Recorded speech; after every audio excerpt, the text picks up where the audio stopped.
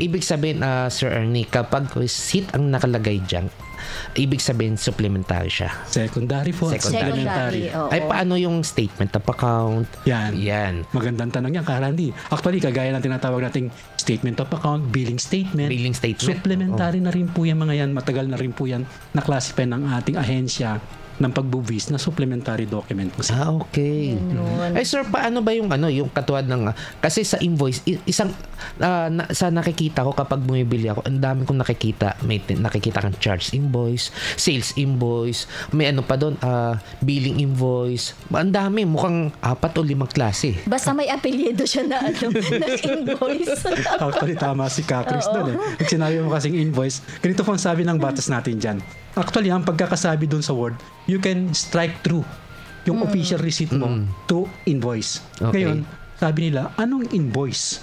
Maaari bang pwede ba akong cash invoice? Pwede, lalo na kung cash ang transaction mo. Pwede rin bang charge invoice? Pwede rin po, lalo na kung yan ay receivable. Pwede rin ba yung tinatawag nating ibang invoice like yung miscellaneous invoice? Pwede rin po yun. May nakita pa ako, sir, yung sa parking invoice. Ay, yes, correct. Kasi parang last time nung nagpa-reprint ako ng dokumento, kasi meron akong minamanage na parking, meron tinatawag silang parking invoice. Ayun nga. Opo, pwede rin po yung parking invoice. Pwede rin po pala yun. Kagaya natin mga accountant, consultant, pwede rin tayo magbigay ng service invoice. Okay. So, yun po yung tinatawag natin. Pag sinabi natin invoice, depende po yung sa tinatawag nating gamit. Pwede. Pero minsan sabi ko, pwede ba natin sabihin na invoice lang? Generally, pwede. Pwede. Pero kung you want it to become specific, you might as well add yung pangalan. Like cash invoice, charge invoice. Parang artista invoice. lang, no? So, in short ka, Ernie, sabi ko nga kanina, yung the word na invoice, siya yung pinakang surname. Okay. Oo.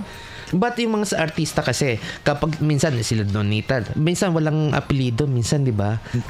Parang ganun lang din yan. Tama po, Karandi. Tama po yan. Kaya po mapapansin nyo ngayon, pag sinabi nating invoice, generic term yun. Pero eventually may mga specific na po yun na application. Kaya mapapansin mo, meron ako narinig miscellaneous invoice. Oo nga. Saan yun? Di sa mga miscellaneous transaction, correct. yun ang pwedeng gamit din nun. Parang napansin ko, Ernie, napakarami nung dapat nating ipaprint. At kailangan, before ka mag-print, kailangan may authority to print ka from the bureau kung saan ka registered or yung iyong jurisdiction, di ba, Ernie?